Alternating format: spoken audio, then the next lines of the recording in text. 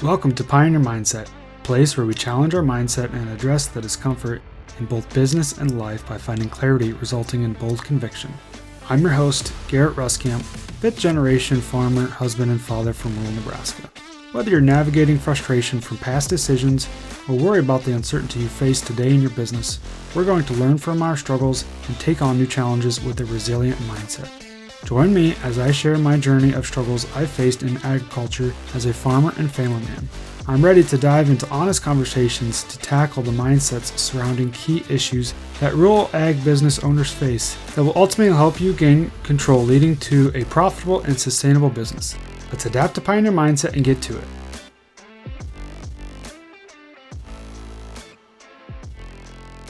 Welcome back, everyone, to this week's episode of Pioneer Mindset. We're going to continue this guest theme. I've got Landon Schafer with us here today, returning guest here on Pioneer Mindset, and we're going to be talking, well, once again, crop insurance. It's that time of year, our favorite thing to talk about here in March, and so excited to have him on and kind of talk about some of the different updates going on and kind of really just helping you guys as the listeners stay relevant and help us make these decisions as we get into mid-March around crop insurance. So welcome back to the podcast, Landon.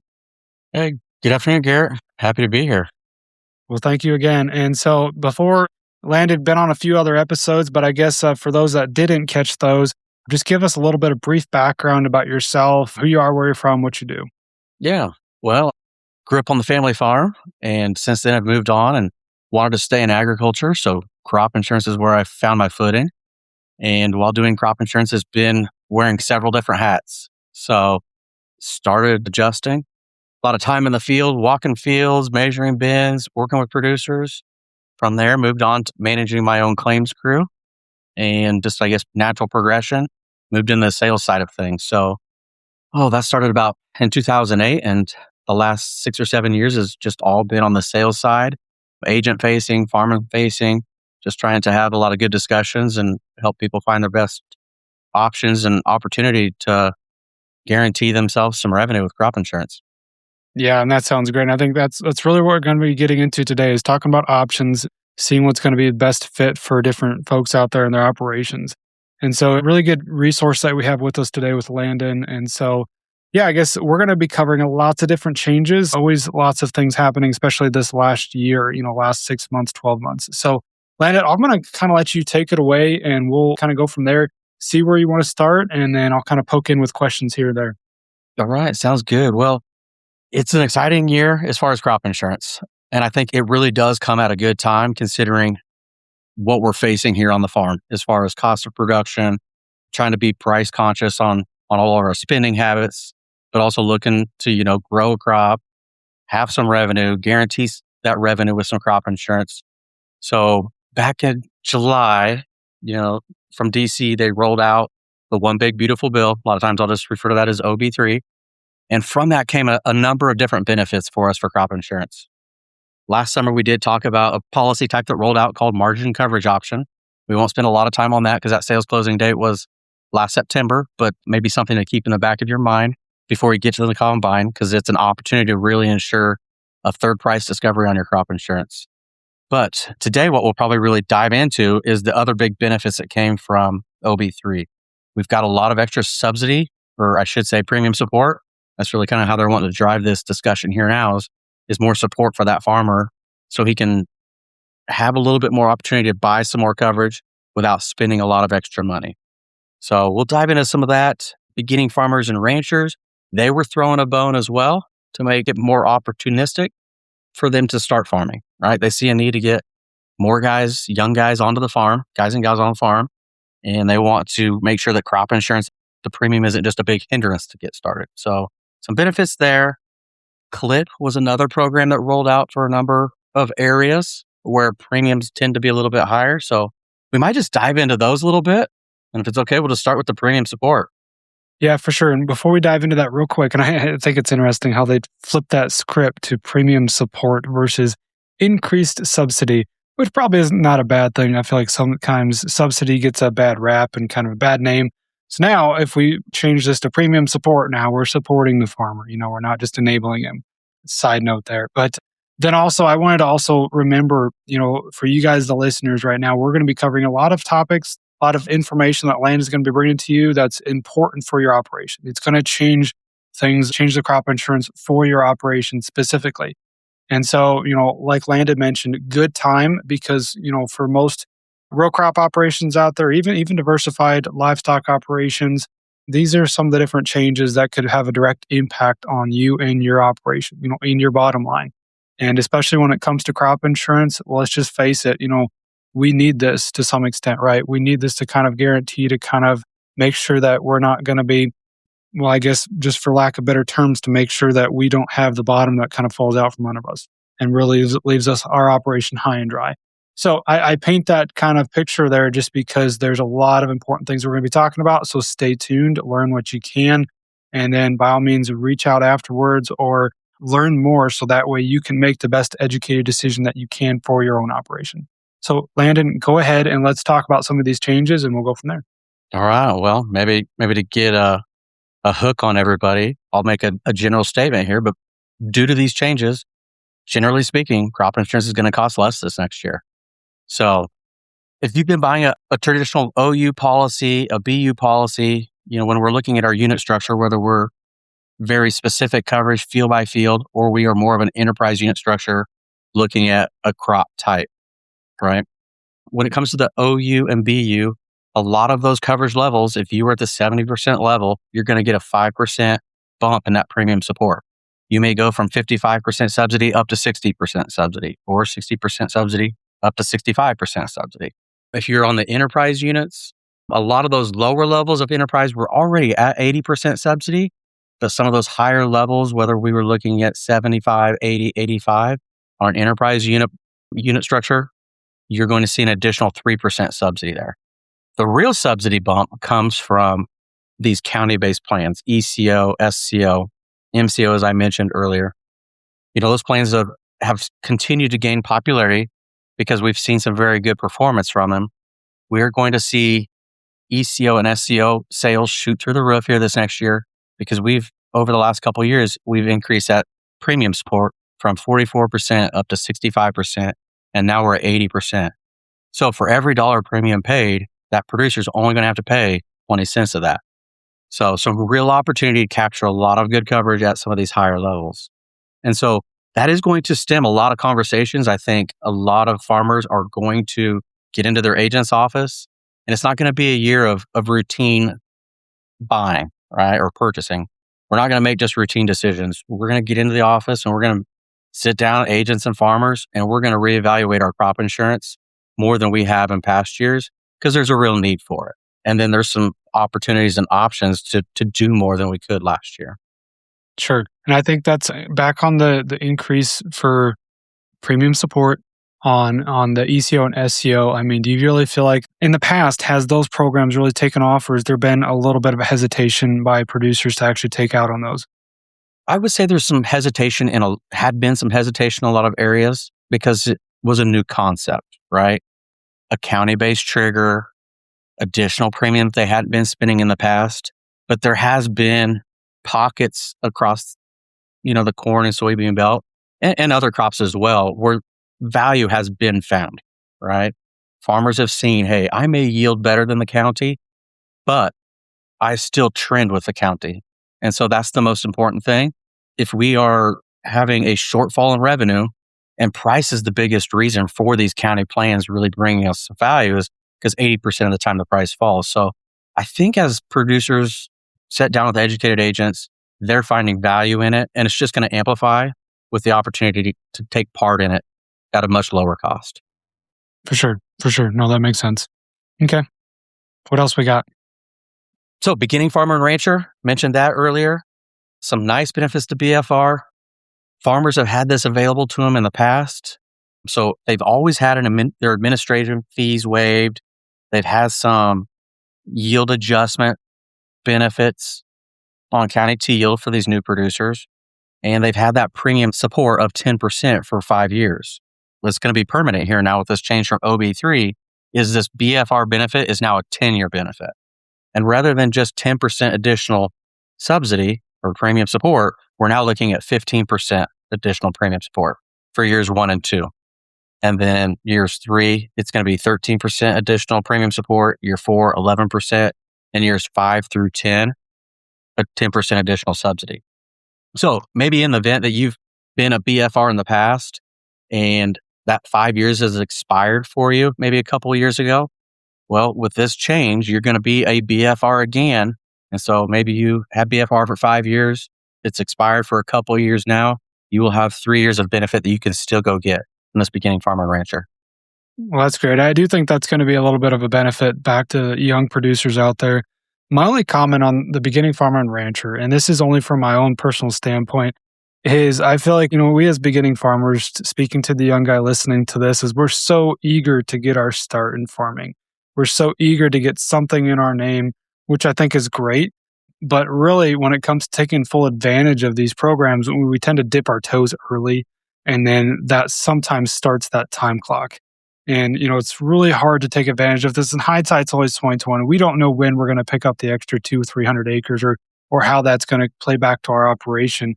But, those changes are most impactful when you are probably at a little bit of a larger scale already and can take full advantage of them. And then you got real dollars coming back to our bank account versus, renting 20 acres or 40 acres, and just already kind of starting that time clock. And for me, it was actually on the livestock side. Got into it early. It's so much easier to buy, a small amount ahead, but then you kind of start that time clock when we do that. So side note there, keep in mind when you're going to be going about in that process, maybe it's not a bad thing to delay, things in your name until you kind of got your feet underneath you a little bit more. So side comment there. Go ahead. No, I think that's a great point. I don't necessarily like it when crop insurance rules dictate maybe some decisions that are being made on the farm, but we do have to take them into consideration. So to just give you perspective here on what all these benefits that we're going to see from this extra premium support, let's just say, all things staying equal, looking at 2025 prices on our 2025 APHs, I'll just quickly give you some examples of what we're going to see in savings as far as premium from all of these additional premium supports. On a corn, a county T yield here in eastern Nebraska, last year, that may have cost you $30 an acre if you were looking at 75% enterprise units with SCO and ECO as a stack of coverage. All things staying the same in 2026, that same producer, instead of spending $30, is now going to spend maybe more in the ballpark of $19 an acre. So that's what I was kind of meaning by our potential to spend less here in this coming year. And again, keep in mind, that's if you bought SCO and ECO where the real premium support came in. Now, to your point there, if you're a BFR, do you want to just jump in on 60 acres, right? Or is the timing a little bit better if you've got, some acres, some livestock, and you're going to be buying an LRP policy? Maybe we need to wait till we have more acres coming. But that same BFR, if we're getting that full premium subsidy, dad would have been spending $30 in 2025. Now he's going to be spending $19. In that same situation, the son would only be spending less than $5 an acre for some crop insurance. So those are real numbers. And it needs to be taken into consideration. So all the way out to that 10-year time frame, the most he would be spending, all things staying equal, would just be $10 an acre. So timing is important. Making some of those hard decisions sometimes doesn't feel like a fair decision to make. Sometimes might need to be accounted for. Yeah, for sure. No, I appreciate you kind of giving us a little bit of context behind that. Another plan that was just introduced was CLIP, so Crop Livestock Insurance Protection. The very first thing I'm going to say is because everybody kind of gets hung up on this is, livestock. Okay, how does that work in there? I don't look at CLIP too much for the livestock component of it because the only policy that kind of falls in under this umbrella policy, which we'll talk about here a little bit more, is weaned calf. Historically, I think current state, there's only 30 weaned calf policies sold nationwide. The real popular livestock policies obviously been livestock revenue protection. So let's get into CLIP a little bit. CLIP is available from North Dakota down to Texas over into the Southeast U.S. What it is for some of these producers in areas where premium costs a lot more money and it's harder to buy these higher levels of coverage, CLIP is designed to give that opportunity for farmers to buy up to 85% coverage level. They could take it at an 80 as well or 75, but it's more of an umbrella plan. So maybe a benefit from, if you don't want to compare it to SCO, since those are similar levels of coverage, SCO is a county trigger. CLIP would be an umbrella on your farm of at least two commodity types. And if those two commodity types together fall below 85% coverage level, you will have a payment. So maybe for some of those producers that are just saying, you know what, SCO on this county-based plan, the expected yields aren't where I want them to be or where I would expect them to be, or maybe my farm doesn't reflect what is going on in the county, CLIP would be our option to get some more coverage for a really efficient cost per 100. Have you had much traction on that so far? It seems like when some of these new programs roll out, there's not a lot of time to start talking about it, educating, and getting a lot of feedback. Right now, generally speaking, if we maybe stay to Nebraska, I think where it's going to be slow adoption of CLIP is some areas we have at least two commodity types, but I think a lot of producers are going to take that great opportunity and they're going to go to 95% ECO first. As we go to Western Nebraska, we may see some more adoption out there. Definitely more as we start going down to Kansas, Oklahoma, Texas. I can kind of speak on behalf of those areas fairly confidently. We're going to see some more adoption there, but it will be by area. Some areas, right, we don't have two spring commodities that we have. We may only be growing non-irrigated corn and nothing else, or we may only have cotton and nothing else. And so to have an umbrella, we have to have at least two commodity types. Sure. Makes sense. Okay. Maybe just another knee-jerk reaction here. If somebody tells me that they are taking ARC individual at the FSA office, that would be a person that I would bring up CLIP to. Because again, they have determined long before this year that their revenue doesn't correlate to what's going on in the county. That's why they take ARC individual at the FSA office. So if somebody tells me ARC individuals where they live, CLIP would be a great option for where we would start, and then we'd go from there. If you're ARC County, then I think a lot of those guys will just lean into SCO. Okay. No, that makes sense. Now, I guess let's, and kind of going down the line here as we really get to focusing on 2026. As we record this, we're talking mid-February. I'm going to be coming out early March. And so by the time listeners hear this, they're already going to know what the price discovery is for, corn, beans, and whatnot. But, as we sit here now, let's just kind of dive into that. Now, how does that look? How is that going to affect, overall cost of the insurance and in kind of correlating that back to our own operations and making this decision coming up mid-March? Right. Yeah, you mentioned it. We're in the middle of price discovery for crops with a 3/15 sales closing date, which is a good portion of the acres out there. And so through the month of February, we are watching the December futures for the corn price, and then we are tracking November futures on soybeans. So current state, I think 12 days into this, we were at $4.58 on corn. Compared to last year, our base guarantee was $4.70. So we're down by about 12 cents right now. And on soybeans, we are coming in today at $10.93. And last year we were at $10.54. So, earlier I alluded to our insurance is going to cost less than last year, generally speaking, because of the premium support. Now we have to take that a little bit further. We know what our prices are coming in at. Corn is less than last year. Soybeans are a little bit higher. So depending on your crop rotation, your APH, we could see some better guarantees on soybeans than we did last year, but we might be down a little bit on corn. Sure. And then for cost, right? Volatility. The volatility factor is a huge component of premiums at the end of the day. So if we see a lot of price movement through the last 5 price discovery days in February, volatility factors can increase. Okay. When those increase, that really does have an underlying impact on what our insurance is going to cost per acre. So, if we could see, and we have a lot of hopeful producers out there really wanting to see $11 guarantees on our soybeans. If we can get that bump in price here sooner than later, and then have some flatter prices through the last 5 trading days, we can really save a lot of money on our premium. It would help if the farmer was in control of the board of trade to help facilitate that, right? That would make things a lot easier. Yeah. A lot of people are doing early quoting this year. So with that being said, mentioning volatility factor, you may want to revisit that cost for the premium again here once we get past March 1st. Yeah, for sure. So then, we talk about, getting an idea, a starting place where those price points are at for price discovery.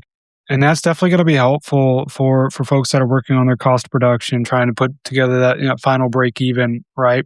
I feel like that's a good place to be if we're going to put together a cost of production or a break even. Having that basically that insurance price, that discovery price, it's not just something we pull out of thin air. It's not just something that we took to the bank and say, well, I feel like we can get this. This is no, this is what we're, from a crop insurance standpoint, this is what we're guaranteed from a price standpoint, right? So, and I guess speak to the conversations that you've been having here lately on those that have been doing their due diligence and being a little bit proactive on pricing the crop insurance options out there. What have you kind of been hearing? Is people optimistic about the prices that we have and the overall cost of production? What are some different things that they're considering? Yeah, cost of production, those numbers are coming in high this year. Looking at past years to effectively cover our cost of production a few years ago, it took about an 81% coverage level. A year or two after that, we were starting to see, hey, we needed to take at least 93% coverage to actually cover our cost of production. Here in 2026, it could be well over 100%. So we're going to really struggle to effectively insure the cost of production or the break even. So we have the ability in our quoting tools to look at our cost of production and chase it that way, whether that's $900 a year cost of production, or maybe you look at it more from, hey, we need more than $11 an acre to break even on our soybeans.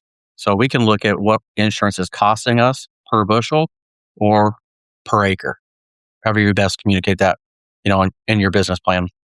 Yeah, it's kind of going back to the marketing side of things. It's hard to market at a positive level when we don't get that opportunity. Same thing with crop insurance. So with that being said, if we're seeing higher cost of production out there, almost to the point where we can't quite get enough insurance, what's kind of the overall sentiment? Are we still taking out as much as we can to get close to covering that full cost of production, or are we backing off a little bit? Kind of what's folks' overall thoughts out there? It varies by area.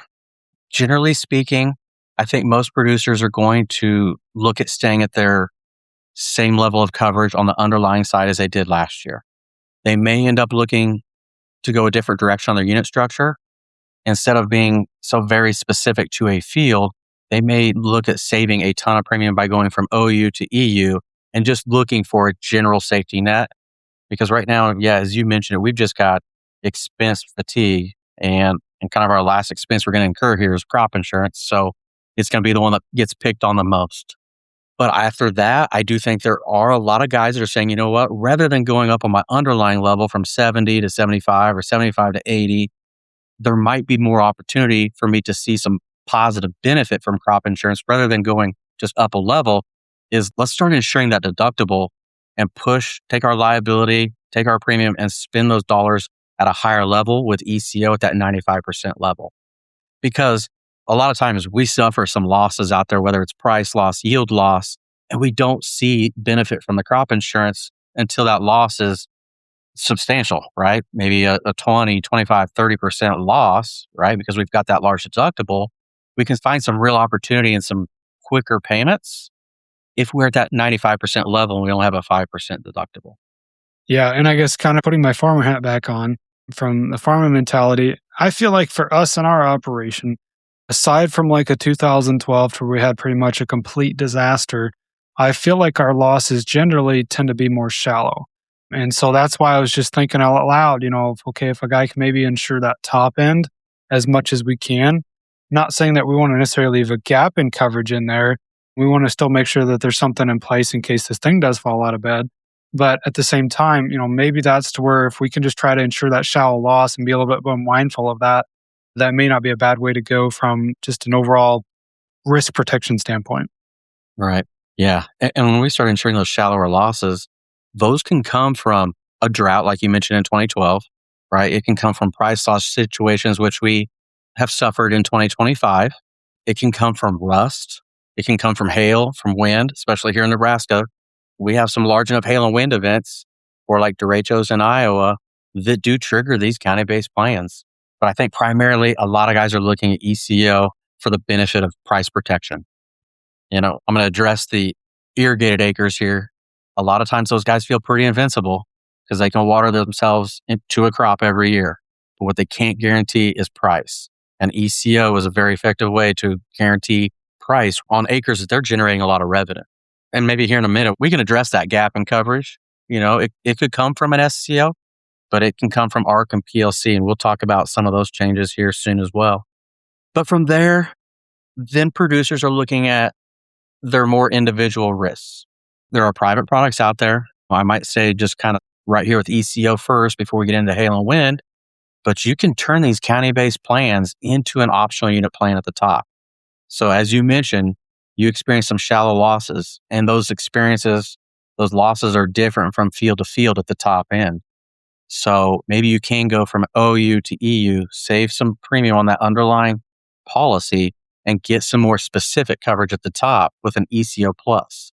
So what that does, again, now you have 95% protection on that optional unit. And you can save a lot of money because it's bundled or stacked with that county-based plan. Yeah. And I'll add to that. I think this is to where it helps to have a resource like Landon, somebody that knows what they're talking about. So we're not, like I said, just going to do the same old like we did last year. We're not, hey, by the way, Mr. Farmer, this premium support increased on these programs. Let's just go sign up for this. No, let's just decide, okay, do we want individual coverage on a field by field level? Okay, can we add on some of these additional private products?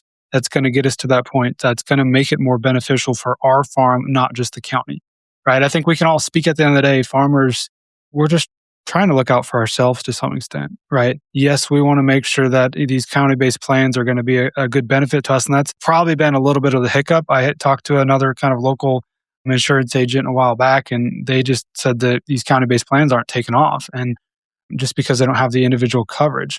Well, now if we have the ability to get that individual coverage to protect us a little bit, protect ourselves, not just the county, not just our neighbors around us, I think there can be a lot of benefits to that. Yeah, absolutely.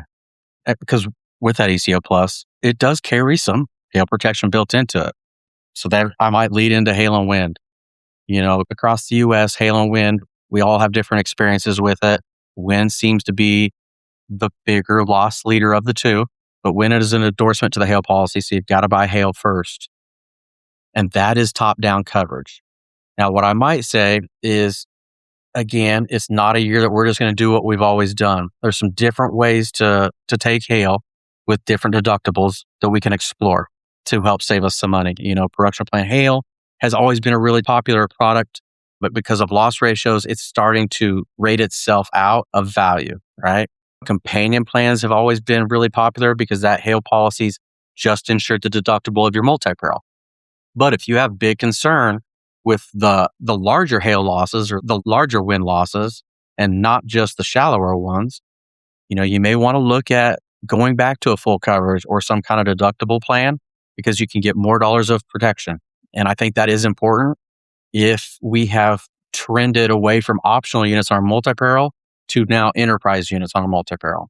Because when we've done that, for the most part, unless all of your fields get hit with hail and wind, you've effectively lost hail protection from your multi-peril policy. So your underlying multi-peril plan, your elections there, have an impact on how you should look at your crop hail policy as well. So even with hail, it's been around for 100 years, right? 100 plus years. We can't just take it just like we did last year, the year before that, right? We've got to reevaluate that as well. Just to clarify, what do you mean by the top-down coverage on hail?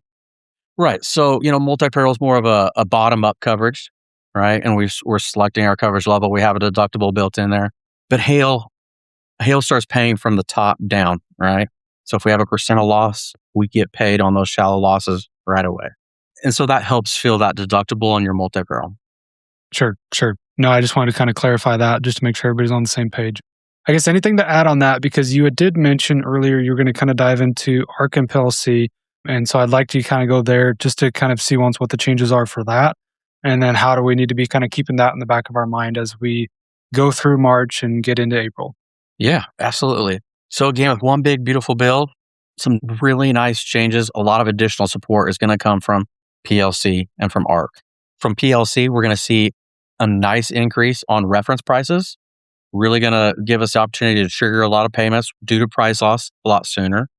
With ARC, the effective trigger for revenue loss for a county is now going to be 90% instead of 86%. And so those changes were made mid-year and they impacted the election you made for 2025. So last March, you were making your election on whether you're going ARC or you're going PLC.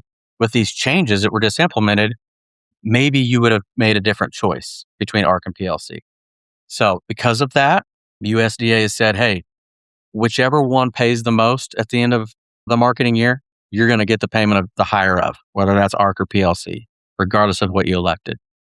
For 2026, the FSA offices, USDA, they've been really busy with farmer bridge payments, SDRP payments, ERP payments. So right now, we would typically be used to trying to make a decision between ARC and PLC. We're not going to have to do that until probably after acreage reporting. I haven't heard a hard date on that yet, but that's what we're hearing.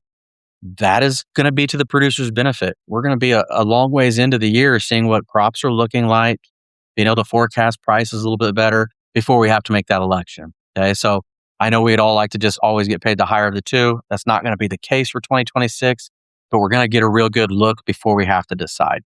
So have they decided when we have to make that election yet then? Different states are saying different things from the FSA office. So from what I'm gathering, it sounds like it's going to be probably around or right after acreage reporting. Okay. And then for 2026, there's also a break between SCO and ARC. So if you remember, it was always more difficult to make crop insurance decisions when we were having to pick between if we wanted, to buy our safety net in that gap of coverage you were referencing earlier between ECO and our underlying coverage. And we were doing that either with ARC County, ARC Individual, or SCO. And because the plans were somewhat similar, you couldn't take both. They broke that linkage. So now you can, if you want to take ARC County, you can enroll in SCO as well. I've always looked at SCO as much more favorable than ARC myself for a couple reasons. With SCO, I'm ensuring a price that I know today. I get to take out that safety net on acres that I'm planting, right? And I'm not having to settle for whatever my base acres are at FSA. And then my payments being on 85% of those base acres. But regardless, ARC PLC, they're freebies for us. So we'll take one of the two, knowing that we can also take SCO as well. The other thing they are going to do is they're going to allow us to reallocate base acres. So it sounds like there's, as we've all heard, there's 30 million new base acres out there. And we're going to get our opportunity to re-sign up or take some additional base acres where we have them. I have not heard a date on when they're going to start that enrollment as well. But I have been hearing there's not enough base acres for everybody, but you're going to get roughly probably 70% of the base acres that you are eligible for. Sure. No, that's good to know that we can kind of get those base acres maybe a little bit closer to what they actually are. That'll probably be helpful for some of those different programs. And yeah, I mean, it's kind of interesting that they haven't set a date yet for when you have to make that election because, I mean, that does give us more flexibility. We're going to know a lot more getting a couple months into this next year's crop and, kind of where we want to be and as far as which election we're going to take. So that is interesting, but also definitely a benefit back to farmers. Yeah, so that kind of rounds out a lot of the changes for what we've got here for 2026. A lot of good things coming. So as you're getting in to see your agent, a couple things I would say is know what your cost of production is. That's how we make decisions. We don't just make decisions on a whim. We got to know our numbers. And I really encourage guys to bring in their planting intentions. If you're doing some full farm quoting, you have to know what acres you're putting to what crop because it can have a real impact on your unit structure and how big a discounts you get or you don't get, right? You don't want to say, hey, let's quote with 100 acres per unit because then we could be quoting a whole lot more acres, getting a bigger discount than what we might actually earn compared to the acres we're going to plant. And you don't want that surprise when you get a bill next fall. And then if you need to take some of these quotes and you need to go to your lender, you're going to want to know exactly how much guarantee you do or don't have by using the acres that you intend to plant. And then when you get done there, you can take that quote. You can also go to your commodity broker and you know how many bushels that you have guaranteed so that we're not just using that insurance policy just as something that pays us at the end of the year for short bushels or the price falls, right? It's really an opportunity to have a guarantee, to know we can go out and farm this year and to know we can go out and we can market grain safely, knowing we've got that bushel guarantee at the end of the year. We can capture some price here when we see these seasonal rallies in front of us. So I get excited about crop insurance, but I'm biased. And I guess just to add to that, and I want to say, all the proactive producers out there that are thinking about this, at a high level and trying to be strategic are doing just that. They're not using crop insurance as just something that the bank needs so that way they can continue to get their line of credit, right? They're using this to make sure that they have accurate information for their cost of production, making sure that they're using their crop insurance, all their levels, their APHs, all their proven histories, backing up their cost of production, backing up their financials, backing up their cash flow with that so they can prove that they're kind of being responsible with their numbers. So that's one side of it. But then, too, like you said, let's pair this with the marketing side. Let's take these guarantees that we have in place that we're going to be taking out anyways, and let's just make sure that we can capitalize on different opportunities that might be out there, because we're always going to have volatility in the market, and not to dive into the marketing side of things, but let's use that to our benefit. Let's use that to bring a positives back to our operation. So in my eyes, that's how a guy needs to be kind of looking at this from a proactive standpoint. Absolutely.